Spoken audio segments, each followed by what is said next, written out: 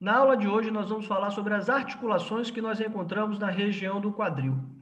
A primeira articulação que a gente vai falar é a articulação sacroiliaca, que é uma articulação sinovial, porque tem um certo grau de movimento e as suas superfícies articulares, elas são relativamente planas.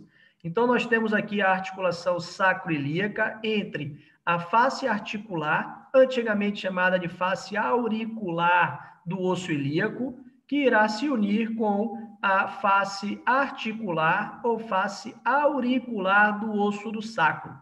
Mas além desse componente sinovial, nós vamos ter um componente fibroso nessa articulação sacroiliaca, que vai ser um componente que nós chamamos de sindesmose, ou seja, é uma articulação do tipo fibrosa, que nós encontramos entre a tuberosidade ilíaca e a tuberosidade sacral. Então, entre essas duas estruturas, nós vamos encontrar uma membrana interóssea, uma sindesmose sacroiliaca ali.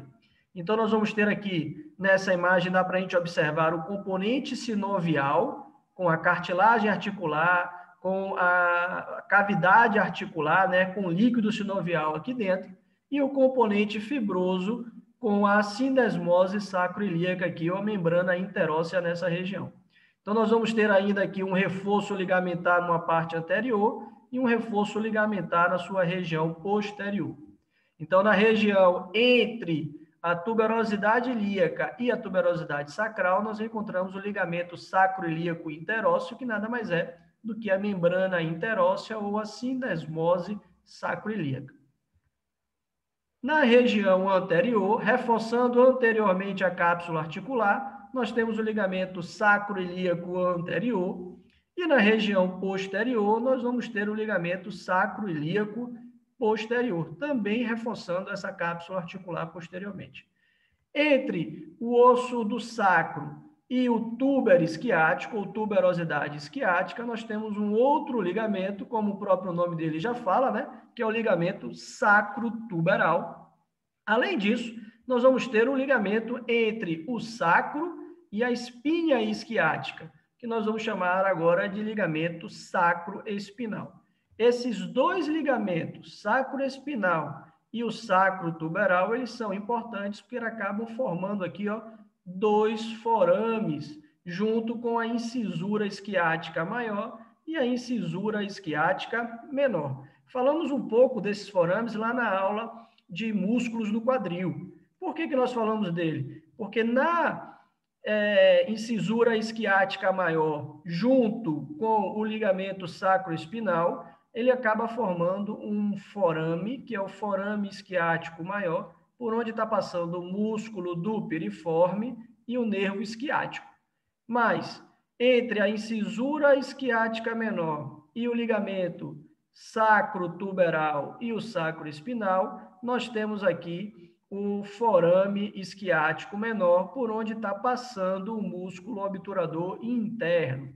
Então, aqui nós temos a relação do nervo isquiático com o músculo piriforme e esse forame maior aqui na região do quadril. Clinicamente, importantíssimo o conhecimento da anatomia dessa região aqui, porque vários pacientes podem apresentar uma compressão do nervo isquiático pelo músculo do piriforme, tá? Na região anterior, nós temos uma articulação do tipo cartilaginosa entre os ossos do púbis, chamada de sínfise púbica. Então, ela é ligeiramente móvel. Ela não tem uma grande mobilidade, mas ela acaba se movimentando um pouco, de certa forma.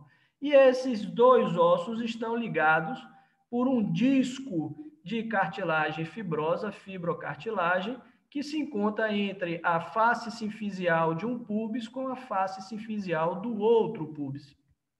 Os dois ligamentos aqui importantes são o ligamento púbico inferior e o ligamento púbico superior, né? Então, o ligamento púbico superior e o ligamento púbico inferior com o disco entre essas estruturas. O púbis ele é importante pela dissipação de força, né? De ação e reação do solo e do quadril, e também durante o apoio unipodal, né, o apoio em uma perna só, a gente acaba tendo um pequeno movimento entre o púbis direito e o púbis esquerdo. Quando a gente tem um atleta que tem uma diferença na musculatura de abdômen, que está na região do pubis para cima, e dos músculos adutores, que vem do pubis para baixo, a gente pode ter um movimento exagerado nessa região, gerando um processo inflamatório aqui, às vezes, né, dando consequência, às vezes, processos degenerativos, que são as pubalgias, as osteites púbicas e por aí vai.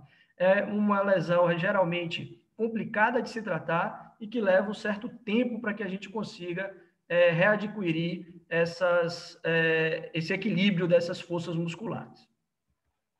Depois nós temos a articulação do quadril, propriamente dita, conhecida como articulação coxo-femoral, que é uma articulação onde a cabeça do fêmur se encaixa numa cavidade chamada de acetábulo.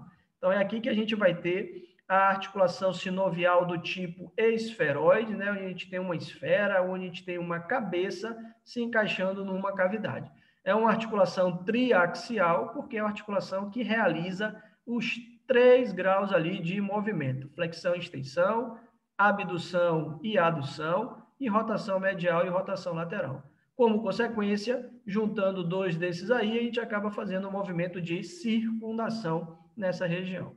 Os principais ligamentos, eles vão reforçar essa cápsula articular, e aí eles acabam também recebendo o nome, mais ou menos, do osso que eles estão para o osso que eles vão. Então, a gente tem o ligamento ilho-femoral, como o nome já diz, vai conectar o ilho ao fêmur. Então, é um ligamento que vai também ajudar o reforço dessa cápsula articular. Depois, nós vamos ter o ligamento pubo-femoral, que vai conectar o pubis ao fêmur. E nós vamos ter lá na região posterior o ligamento isquio-femoral, que vai conectar o osso do isquio ao fêmur. Então, ilho-femoral, pubo-femoral e isquio-femoral são geralmente ligamentos de reforço da cápsula articular. Na parte interna dessa articulação, nós temos o ligamento transverso do acetábulo, que ele geralmente está aqui, ó, provavelmente para fechar esse círculo, né? Se a gente tem aqui a face semilunar do acetábulo, que não conecta, ela não encaixa, ó, de um lado ao outro, então ela não fecha como um anel, como um círculo completo, e aí o ligamento transverso do acetábulo vem aqui para fechar esse círculo, digamos assim.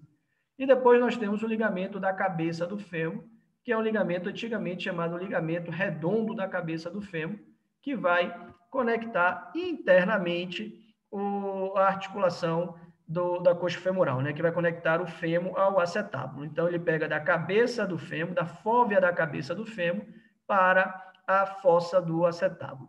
O ligamento chamado ligamento da cabeça do fêmur é um ligamento intraarticular dessa articulação. E para aumentar a congruência articular, na articulação do quadril, nós temos ainda a presença de um lábio, a presença de um labro. Então, pode ser chamado de lábio ou labrum acetabular, que vai aumentar ainda mais o encaixe da cabeça do fêmur dentro do acetábulo. Então, aqui, ó, a gente tem em volta o labrum do acetábulo. É isso aí, espero que tenham gostado, uma aula rapidinho com articulações do quadril, e nenhum obstáculo é tão grande se a vontade de vencer for maior do que esse obstáculo. Não importa o obstáculo que a gente encontre, vamos tentar ultrapassá-lo sempre com vontade, foco e objetivo. Tranquilo? Gratidão a todos, até a próxima.